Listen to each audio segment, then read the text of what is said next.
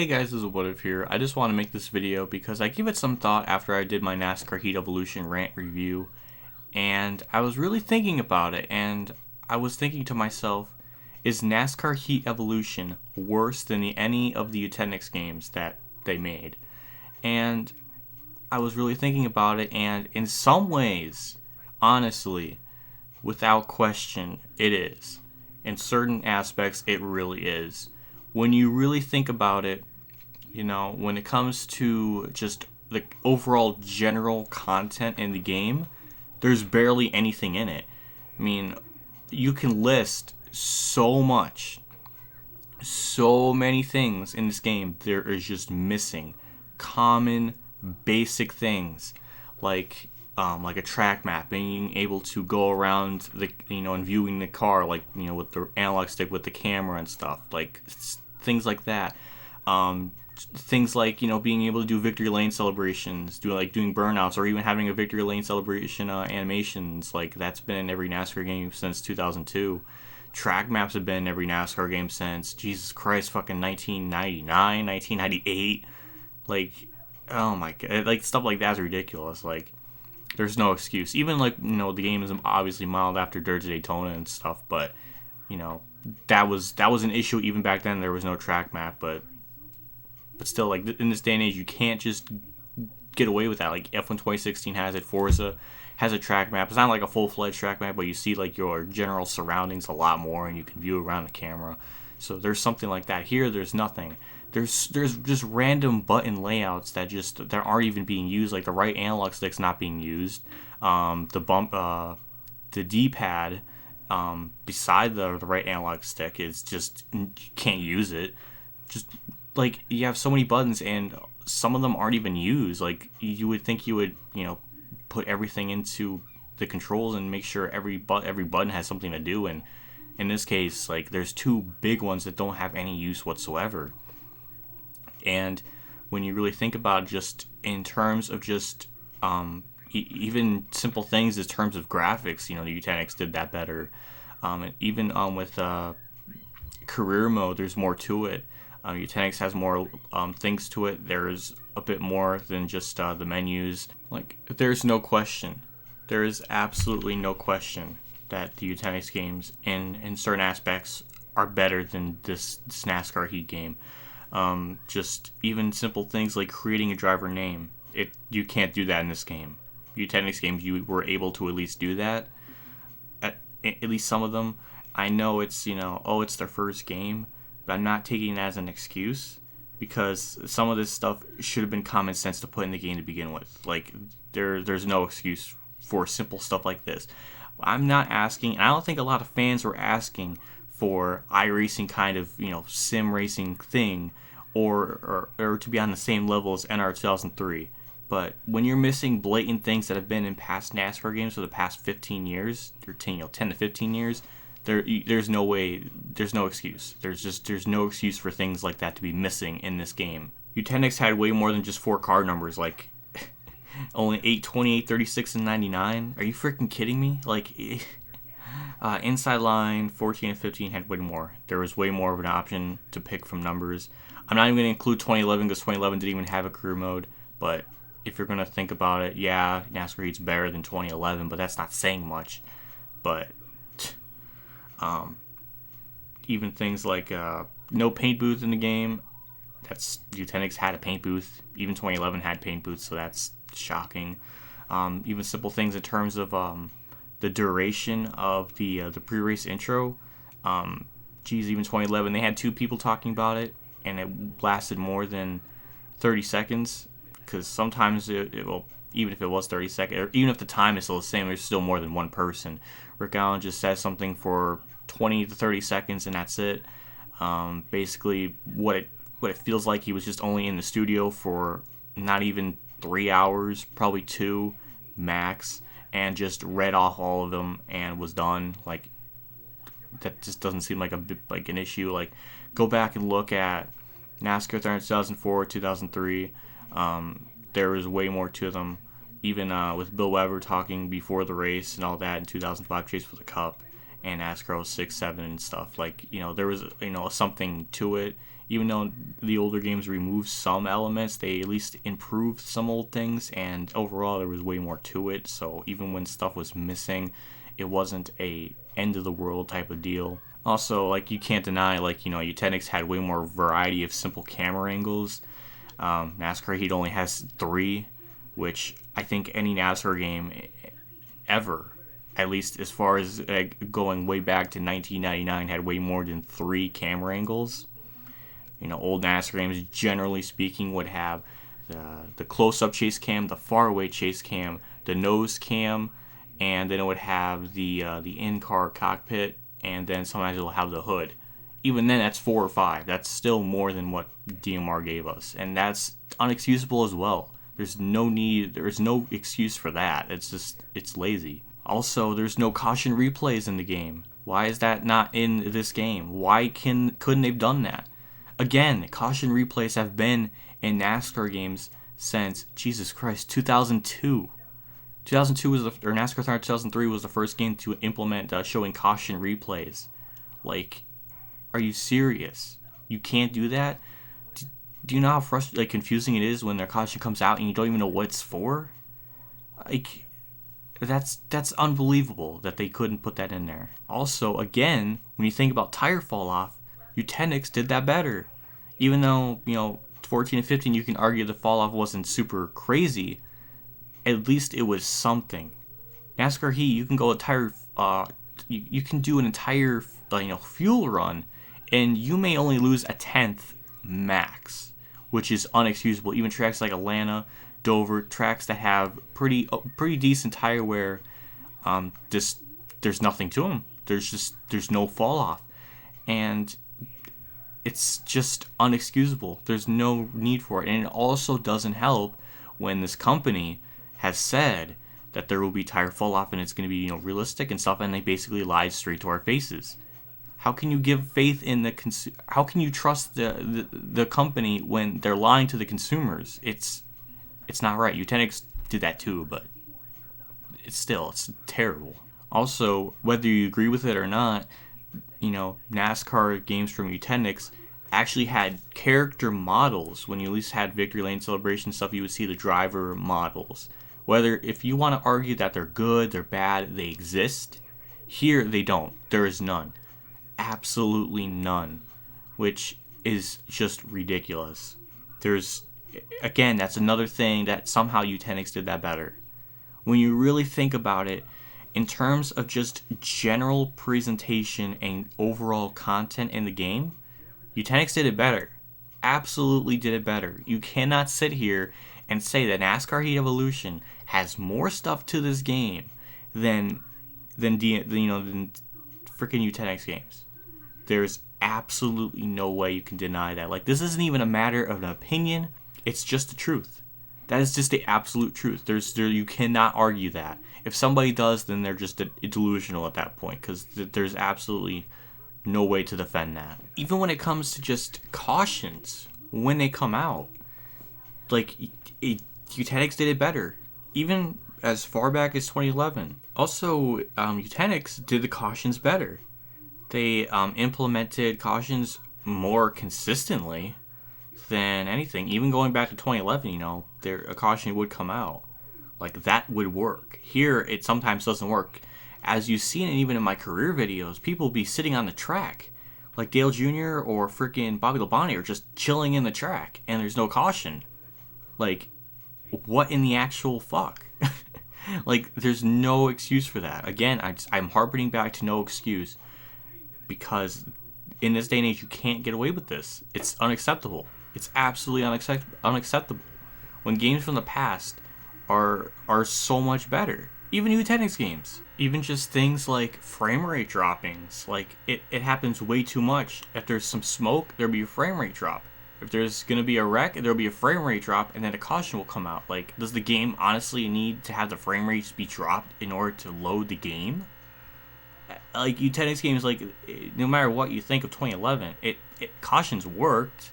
I mean, they worked. And also, at some tracks, there will be textures being loaded into the game as you're driving. Like, at Kentucky, you could see the textures on the walls being changed and everything. or even the fences being built in. Like, that's the kind of stuff you would see in old PlayStation 1 games, not in 2016. Just things like that are just, it's not right. It's not right to do. Like, how the fuck does that happen? Eutechnyx games did that better, honestly. Like, you can't, again, it's one of those things you can't argue because they did it better. Like, 2011, you didn't see bullshit things being loaded in. Yes, you can argue 2011 does have a lot of frame rate issues and just general things, but when it comes to the race itself, there wasn't anything that bad, or at least when there was smoke, there wasn't frame rate drops, or there wasn't frame rate drops and a caution would come out. So, in this little comparison, 2011 almost has the edge on NASCAR Heat, but he still did it worse. So, that's amazing. Even when it comes to DLCs, you know, how much did you really have to pay when you got NASCAR the Game 2011 for the 2011 DLC? It was free. It was free. If it wasn't free, then it might have been $5. But that's for 43 cars and all that. So, I mean, I thought it was a good deal. I wasn't particularly fond of it because the game was a broken mess, but I got it because it was only $5 and just the amount of things you got for it. So it was a worthy, fair price. Here, in terms of just overall DLC as of this recording, there is $60 worth of DLC. Do you, like, what in the actual fuck? That is so goddamn ludicrous. I don't care how many paint schemes there is, because at this point, I think there's probably way over, Jesus, maybe 70, I think, in total. There's no excuse to have $60 worth of DLC content. The game has already bumped down to $35 on the Xbox Store, or even the PSN, I would assume. And you have to pay, like, so basically in order to get the full game, it's $95. This is one of the biggest fucking scams I've ever seen. Like, even with Eutechnyx games, with their bullshit when they lied to us about the Gen 6 cars having paint schemes and everything, and then they never delivered it because the game couldn't handle it. That was stupid. That was fucking dumb then. And this kind of stuff now, in terms of just giving out so much for that much of price in total, is insane. Again, I'm not sitting here and saying that I'm being forced to get them, but the fact that it's there and how much it is in total when you accumulate all of them together is insane. And it's not right, because the game is not worth that much. It's not worth that $60 extra to put into it with things like this and everything I've addressed in this entire video, that how much this game is missing of things. This game should not have been worth $60 right out of the bat. It should have been 30 and under minimum. There's no excuse. There's absolutely no excuse for the things randomly missing in this game and everything, considering that these guys are supposed old school NASCAR fans of the old games, and yet they're missing a lot of general things that are in those games. Now, am I saying that if they had things like this in this game, it would make it better? No, because the physics and everything are absolutely wrong in this game, and they just don't feel right. Just overall things like just texture issues and everything. Career mode not being that in depth. No career statistics, which is still another issue that I've always had a gripe with, even with Eutechnyx games.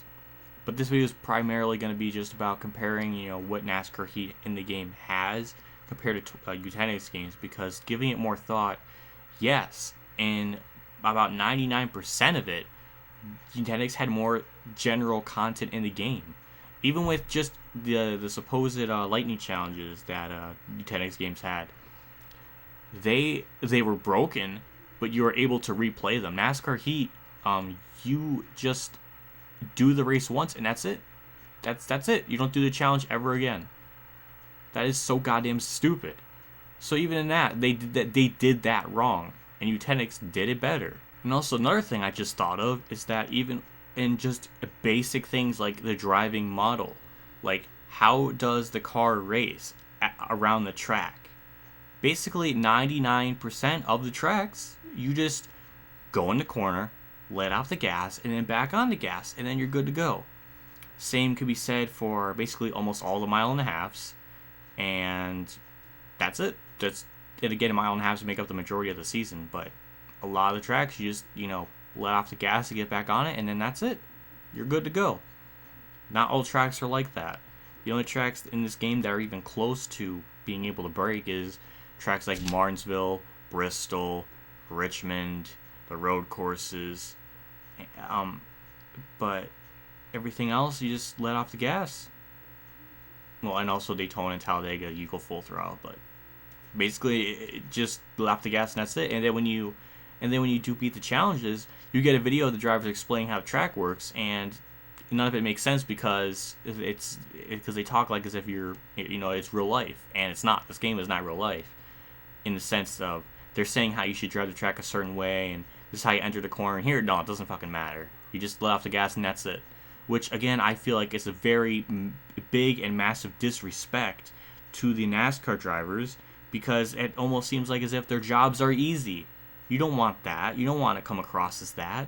No matter what you say, the Eutechnyx games, you had to brake somewhat at the mile and a half. That's just unacceptable. Absolutely just unbelievable that they couldn't implement that. And apparently they had feedback from actual NASCAR drivers. What feedback did these guys give you? Because none of it makes sense. None of it makes sense. That's my thoughts. If you guys want to defend this game, more power to you. But the things I've addressed, you can't. I just don't think that there's a way to defend it, because just in general, overall lack of content, you can't really argue with when it's there. Some things are very subjective and opinionated, but when you look at just general content and all that, and a lot of it's missing, I don't know how people can defend it, but whatever. I just always thought about this, and I just want to get my thoughts out on it, because it was really something I thought about. So, what are the good things this game has? My gosh, the adaptive AI kind of is neat. Even though when you're a lap down, they all stop and you can catch up, so the game basically holds your hand for you in the career mode, which that's not how career mode should be. For example, Joseph did his career mode and did fairly well. He even won the championship. That's just a little bit kind of ass-pully. Not ass-pully on Joseph's end. That's not what I'm saying. I'm just saying that the fact that you do career mode in your first season and do that well, and win the championship, something doesn't feel right. Like an actual career mode, Jesus, a NASCAR chase for the cup, NASCAR Thunder 04, 03, 02 was pretty difficult that I remember. Total team control, you don't go right away in the career mode and just win your championship, a championship in the lower series right off the bat. Like NASCAR Thunder 2004, you've seen how hard it is on the hardest difficulty possible, and you see how NASCAR Thunder 2004 is. I struggled a lot, and I barely managed to get a win. I barely managed to get a top 25 in points. That is a struggle, and that's how a career mode should be. No matter if I get angry or upset, it's going through the motions of a career mode, and that's what it felt like, and it was really enjoyable to do because it gave me a genuine challenge. Look at my NASCAR Heat videos. On Season 1, I won 9 races, 17 top 5s, 21 top 10s. I made it to Homestead. I didn't win a championship, but still, the amount of wins I got and everything, it's unbelievable. I'm not trying to toot my own horn or anything, but at points, it felt way too easy. That's the fucking problem with talking about this game. Even if I want to talk about good things, something bad happens and it just ruins it. But I don't mind the adaptive AI in general. I don't mind it. The AIs, though, aren't perfect. They do give you a challenge at some tracks. They are pretty tough, so I'll give them that.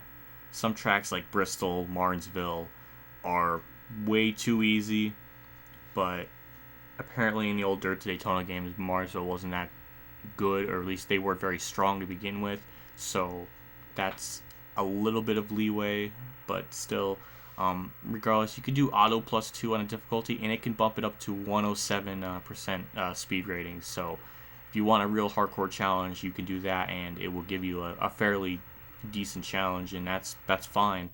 Some of the AIs are even modeled in a way where they get out the corner and they go really down low, like an IndyCar line, and I think in even old NASCAR Heat, Dirt Daytona, not NASCAR Heat, Dirt, NASCAR Dirt Daytona had that as well, where you get off the corner, and because I was watching Real Radman's video and I saw that, I noticed it, and it was pretty similar to how NASCAR Evolution was, and so obviously they modeled it off of that game, and in terms of AI and everything, though it's not perfect, they are definitely better than Eutechnyx games, way better.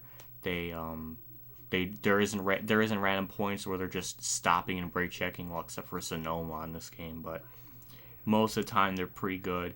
A lot of times there isn't game breaking bugs like Eutechnyx game would have, where the game would just crash or just weird issues like that. So it's at least able to run as maybe shittily, you can argue, but it runs and it doesn't crash. I haven't had the game crash on me, so I guess that's a step in the right direction. But that's about it. The adaptive AI is kind of cool, and the AIs are okay. That's it. That's all. That's all I could think about. Um, that's all I really want to say. Um, that's all I want to talk about. That's my 2 cents on it. If you really think about it in ways, yeah, Eutechnyx games definitely had more content in their games, and just general, just presentation and everything, it's way better than that. So if you look at it that way, it is. In a way, it is. So thanks for watching. Let me know what you guys think. I'm kind of curious what everybody thinks about the point that I brought up. Anyways, thanks for watching. I'll see you all later. And as always, people, have a good day, everyone.